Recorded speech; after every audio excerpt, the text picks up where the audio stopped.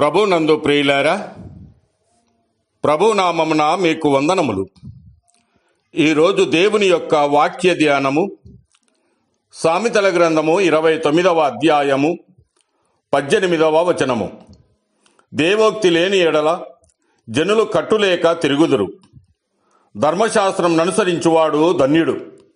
దేవుడి ఈ మాటలు దీవించి ఆశీర్వదించునుగాక. గమనించండి ప్రియులారా, దేవుని వాక్యము లేని ఎడల జనులు కట్టులేక తిరుగుదురని సెలవిస్తూ ఉన్నాడు.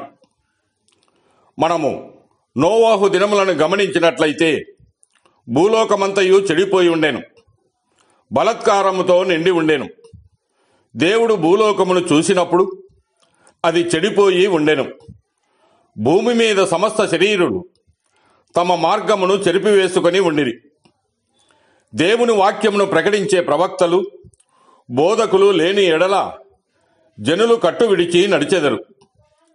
ఉదాహరణకు, రోడ్డుపై నడిచే వాహనములకు చట్టక్రమము లేని ఎడల ఎంత ప్రమాదమో గుర్తించండి. ఎడమ ప్రక్క నడవవలేను, నిలిచి చూసి వెళ్ళవలేను, మెల్లగా వెళ్ళవలనను ఆజ్ఞలు లేని ఎడల ఎంత అపాయమో గమనించండి ప్రియులారా. అలాగునే మనుషులు నడుచుకునవలసిన విధానాలు, ప్రమాద గుర్తులు దేవుని వాక్యంలో వ్రాయబడి ఉండినందున ఆ వాక్యం అనుసరించి నడుచుకుననిచో నీ జీవితము కూడా ప్రమాదములలో చిక్కుకొనును. ఈ లోక చట్టములు, విధులు అనుసరించుట వలన ఈ లోకములో కాపుదల కలిగి ఉందుము.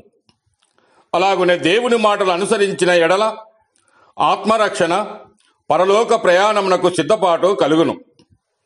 ఈ లోక వార్తలు మనుషులకు తృప్తిని, సమాధానమును ఇవ్వలేవు గాని దేవుని మాట జీవపు ఊటగాను, ఒకని పాదములకు దీపముగాను ఉన్నవి.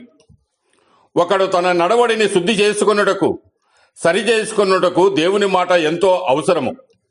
మత్తయి సువార్త 4వ అధ్యాయం 4వ వచనంలో మనుషుడు రొట్టె వలన మాత్రమే కాదు, దేవుని నోట నుండి వచ్చు ప్రతి మాట వలన జీవించునని వ్రాయబడి ఉన్నది.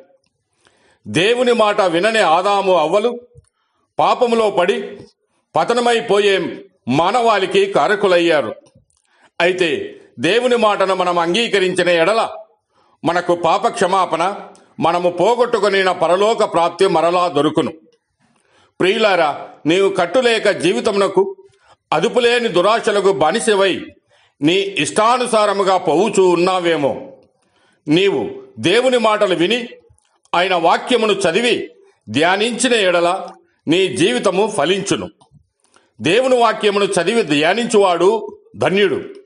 నీ ఎదుట నేను పాపము చేయకుండునట్లు నా హృదయంలో నీ వాక్యమును ఉంచుకొని ఉన్నానని దావీదు అంటూ ఉన్నాడు. దేవుని వాక్యము మనము పాపములో పడకుండా మనలను కాపాడును. దేవుని వాక్యము వినుట వలన విశ్వాసము కలుగును. వినుట క్రీస్తును గూర్చిన మాట వలన కలుగును. దేవుని వాక్యము మన విశ్వాసమును వృద్ధి చేయును.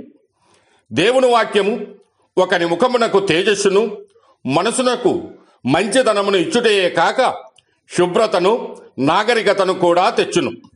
దేవుని వాక్యము ప్రాణమును తెప్పరిల్లజేయును. బుద్ధిహీనులకు జ్ఞానము కలగజేయును. కన్నులకు వెలుగును ఇచ్చును, హృదయమునకు పవిత్రతనిచ్చును. కనుక ప్రియమైన వారలారా, నీకు దేవుని వాక్యము నడిపింపులు ఉన్నవా? దేవుని వాక్యమును చదివి ధ్యానిస్తూ ఉన్నావా? వాక్యమును బోధింపబడుతూ ఉన్నప్పుడు నీవు వినుటకు ఆసక్తి కలిగి ఉన్నావా? పరీక్షించుకొనుము. దేవుడు మిమ్మల్ని దీవించి ఆశీర్వదించునుగాక.